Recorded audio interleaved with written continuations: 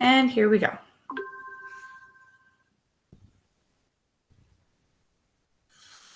Except my screen is blank. And it wasn't a second ago. There we go. Okay. So with this new decimals unit, instead of having a model and then having to either give it in fraction form or decimal form, you just are going to have a fraction and you just have to give the decimal form. So in some ways that's a little bit easier. It just takes a little getting used to. So we'll just get some practice in.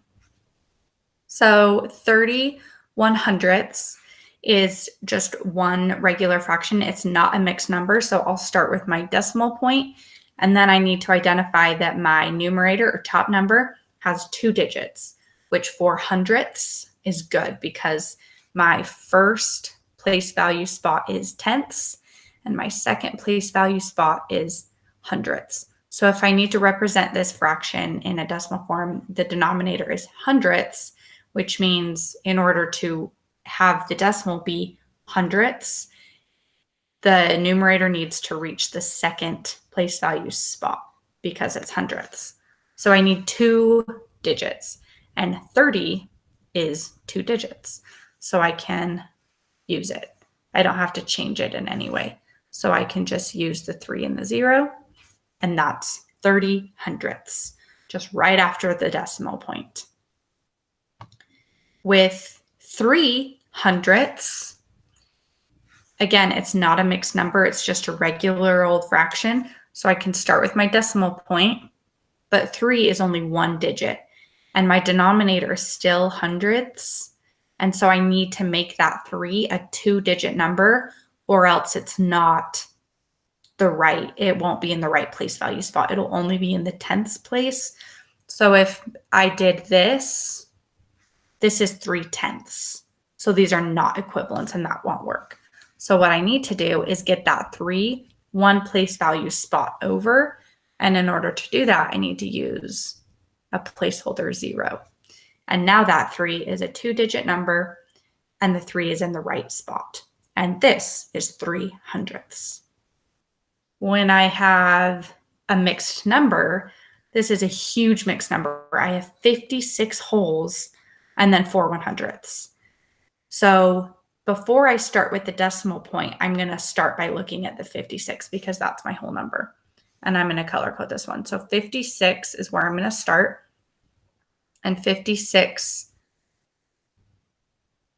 goes down, but then I can put the decimal point after it. The decimal point breaks up right here.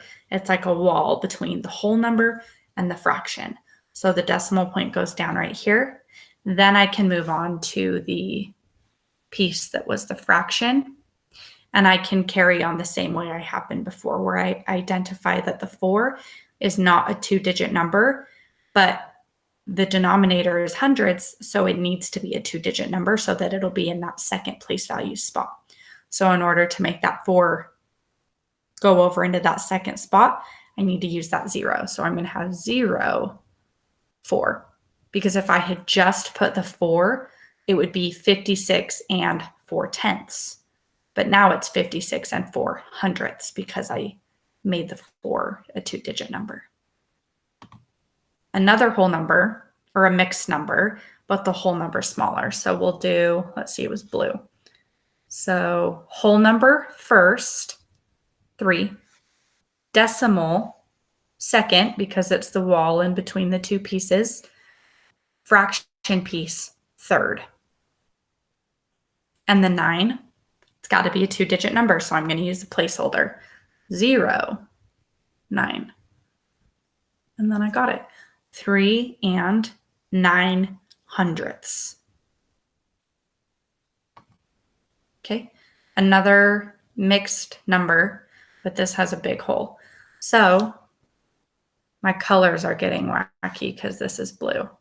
I was trying to make it fun. We'll do whole number first, 30, decimal second, because it's the wall in between the two. I'll go green. Fraction piece third, but 26 is already 2 digits, so I don't need a 0. I can just write 26 the way it is and move on. 30 and 26 hundredths because it's in the 2 spots. And my last one, not a mixed number anymore. So I kind of have to go back to the beginning. So there's no mixed number. So I start with the decimal point because I don't have to use a whole. And then I just look at my numerator. It's an arrow. And the 82 is already 2 digits, so I don't need a placeholder. I can just write it like it is. And that's 82 hundredths. That's it for level 1 and 2. I just have to kind of get my pattern and then just keep going. And I just have to watch out for those 1-digit numerators that need to be a 2-digit numerator.